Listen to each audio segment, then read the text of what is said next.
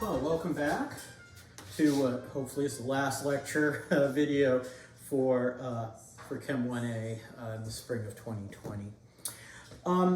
So what I want to talk about is phase diagrams. And phase diagrams are used to represent phases of a substance as a function of temperature and pressure.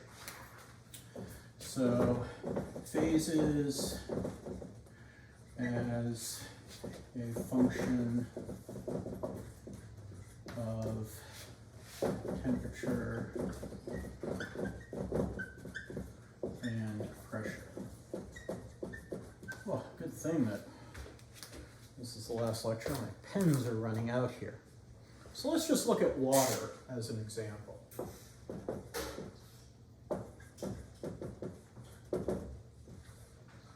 Okay, so on one axis, I'll have pressure. I like to put these arrows indicating pressure is increasing, going that way. And on the other axis, let's put temperature. And you'll see some curves, some lines. I'll go ahead and draw those in here. So usually it looks kind of like this. At least for water, it looks like this. And, you know, this guy goes like that and keeps on going. Now, this shows some interesting behavior. So here is our liquid, here is our solid, and here is our gas. Okay, now let's take a look at what different parts of this diagram represent. So, at some point, we have 1 atmosphere pressure. Where's my 1 atmosphere of pressure? That looks like my 1, let's put 1 atmosphere right about here.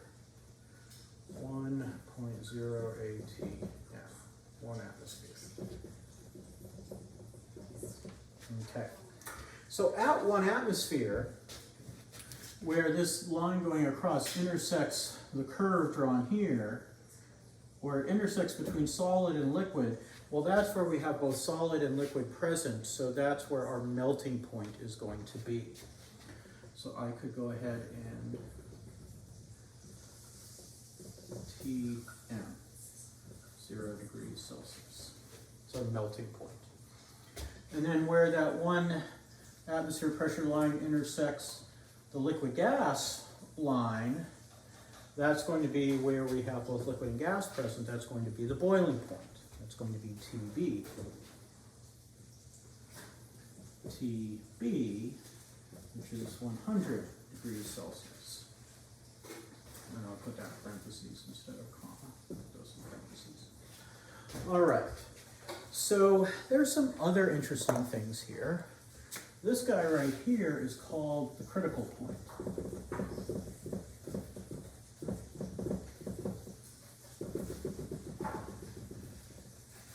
And the temperature associated with that critical point is Tc, or the critical temperature. In this case, it's 374 degrees Celsius. You don't need to know that. There's also a critical pressure, Pc. And the critical pressure is, wow, 218 atmospheres. Whew. Yes. Okay, now what is a critical point? Well, it's the point at which vapor cannot be liquefied. So when you get above this point, there's no real difference between liquid and gas. It's just a fluid. Okay, you can't, change the pressure. So, at a given temperature, so let's say we were at, some temperature, let's say we had gas at some temperature above 100 degrees, but at 1 atmosphere. So we've got our heated steam. If we increase the pressure, squeeze on it, we can get it to liquefy and turn into superheated water. But if we're above the critical point, no matter how much we increase the pressure, it's still going to be a vapor, going to be more of a fluid. We won't get any actual liquid that we can separate out from the vapor. Now, there's one last point here, which is one that I actually drew first. And that is, let me draw in these things here. This is the triple point.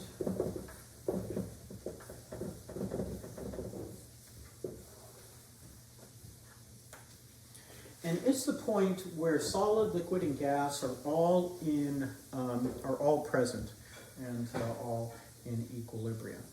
So this is T3, and we'll call that P3. For water, the temperature is 0.0098 degrees Celsius. So just a fraction above zero, and the pressure is 0.0060 atmospheres.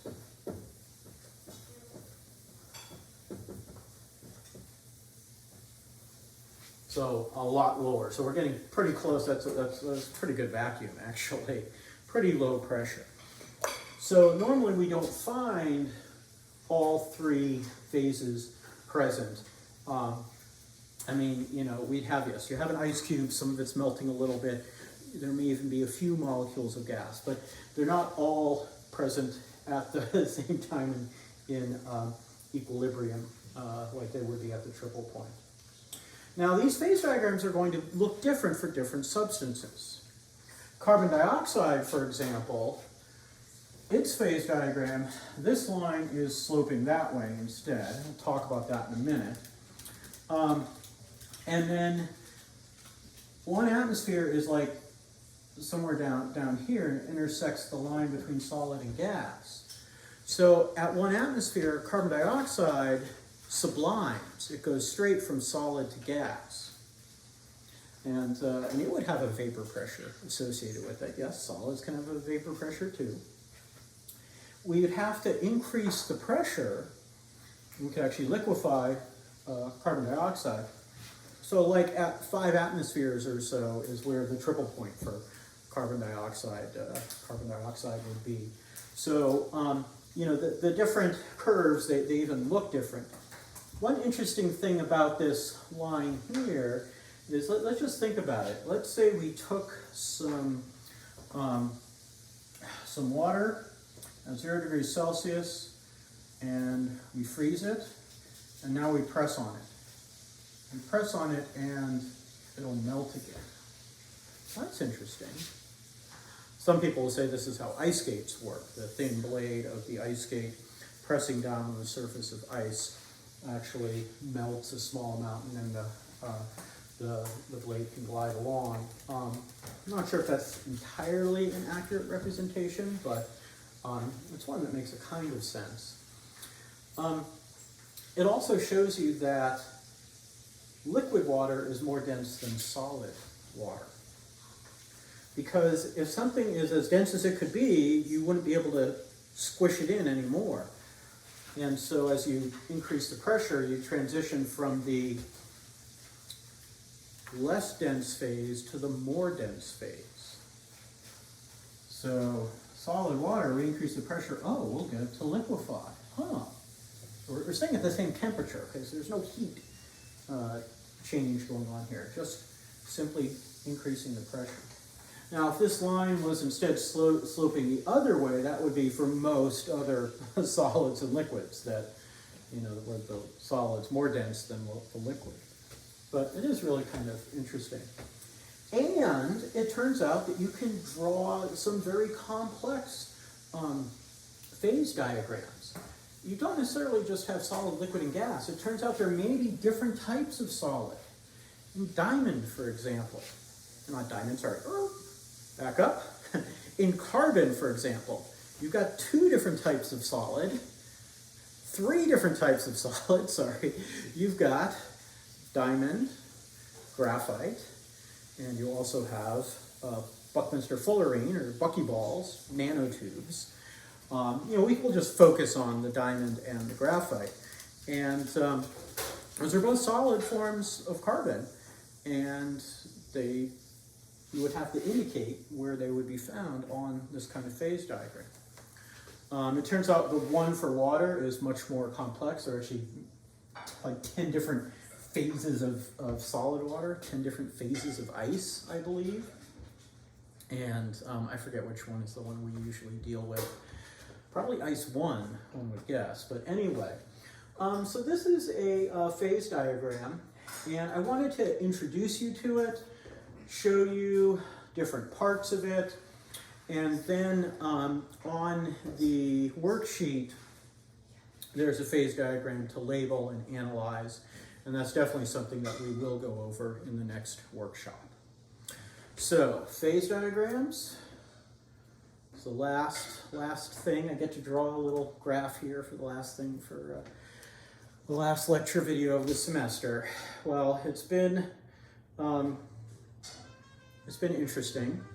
I just hope we don't have to do this for too much longer. And I guess I'll see you guys later. So until next time, meet me at the gray house with the white trim.